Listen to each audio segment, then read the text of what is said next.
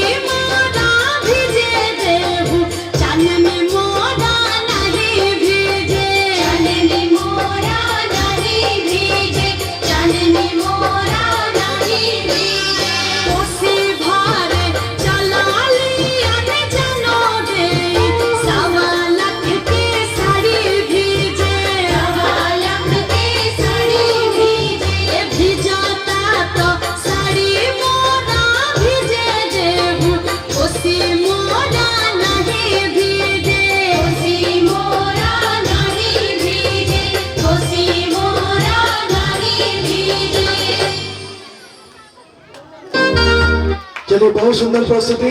एक बार जोरदार ताली आप लोग बजाए, एक बार जोरदार ताली। आपको अच्छा लगा हो तो एक बार जोरदार ताली आप लोग बजाए। ये सुंदर सा प्यारा सा, ये हमारे लोक आस्था का महापर्व का ये सुंदर सा प्यारा सा गीत था।